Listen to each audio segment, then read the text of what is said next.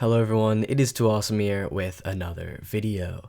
Now, I made a review on the first season of Megalo Box not all that long ago, and that was in partial preparation for this video.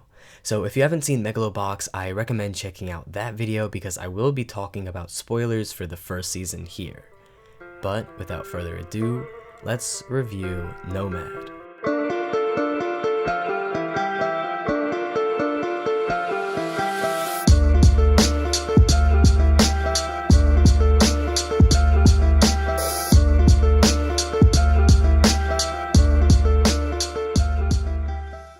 Nomad is an action sci-fi sports drama first aired on April 4th of 2021. It is the successor of Megalo Box and follows the story of Joe after he reaches the top and becomes the champion of Megalonia. It begs the question, where do you go once you've reached the top? The answer to that is down. If Season 1 was the happy feel-good story of an underdog, then Season 2 can be described as nothing other than the down-on-your-luck hero, washed up after failing to assimilate back into the status quo. Joe is hungry for a journey, so when his inevitably ends, he can't seem to stomach it. He continues to push forward, but this leads nowhere except to his own pain and suffering, pushing away his family and friends and abandoning everything, hence becoming a nomad haunted by his own mistakes. This is the condition we meet Joe in, a far cry from the spunky and high-spirited kid we grew to love in the first season. He has his issues now, and the show goes over some very heavy and important topics. Addiction, loss, family, culture, immigration, the meaning of culture, the betrayal of culture. Honestly, just lots of culture.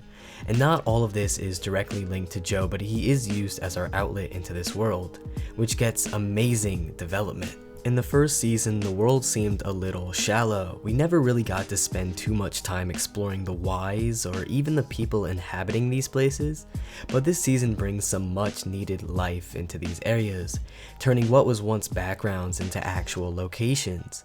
And the areas aren't the only thing getting developed. The characters here also get some really great development. Many characters that were before stereotypical and bland, only really serving as roadblocks with personalities for Joe to overcome, actually seem like real people now. Actual humans instead of personified characters. Also, the fights this season are really good, in my opinion better than Season 1's, but maybe I was a little too harsh on them in my first Megalo Box review, because you actually feel the punches and everything is super weighted, which is something I love, so I do have to give it a little more credit. Although I will say the final battle, which acted as a finale of sorts, did leave me a little dissatisfied. I personally wanted more. Like, it makes sense in the context of the show, but I personally wanted to see it go a little differently. Plus, it just felt really short, but yet again, it makes sense since this season wasn't really focused on the fights as much as the first, and more on that family aspect, but I guess that is to be expected, and it wasn't really that big of a deal anyway. It was still really enjoyable. Also, the music this season is amazing.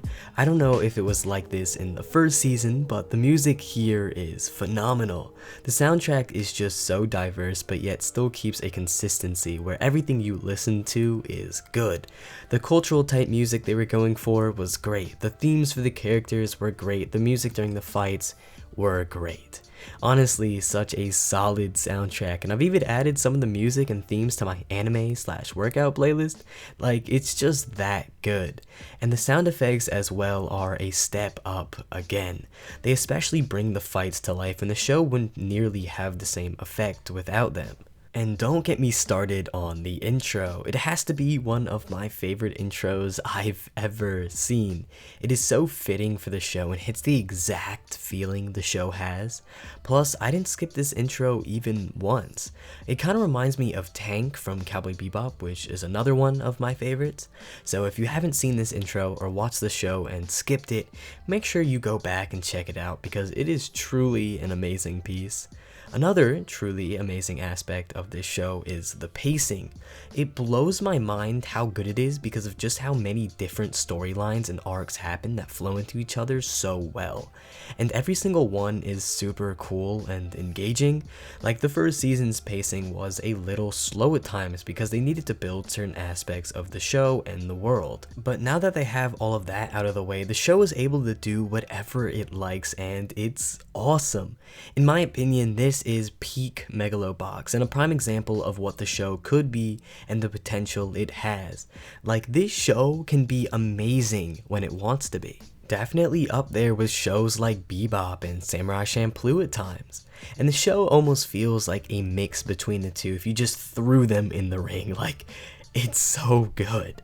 With that vague yet badass wording, with those wonderful melodic chords playing in the background, you would have to be crazy to say it doesn't at least a little bit remind you of the two. Now, a more minor positive for me, but I really love the flashback at the beginning of the season. It is a little bit of an obscure clip, so if I find it, I'll put it in here, but don't really count on it. Another minor thing to add, but I sort of wish Mac had a better character design. To me, he kind of just blended in and didn't seem to be all that special for me. And for the big boss for the finale, he seemed a little underwhelming, at least looks-wise. But who knows, maybe that's the point since he's supposed to encapsulate that whole everyday sort of person. Overall, I think this is a definite step up from the first season. It still has all the highs of the first, but has way more character development and world building this time around. Plus, I just love how the story goes over what happens after you reach the top, after you achieve your goal. It just shows that loss that comes after so greatly, and it communicates the lack of being able to go back to your normal everyday after the aftermath of the hero's journey quite nicely. So watch as the boy who dreamed of everything be left with nothing, as he roams around this journey as a nomad. Megalobox 2 Nomad gets a 9 out of 10. A real step up from the first season and something truly special. But hopefully you enjoyed the video. If you have any comments of your own, make sure to leave them down below. Trust me, I read them. Also, look at this graph. Okay. But as always, stay awesome, TooAwesome. Thanks for watching.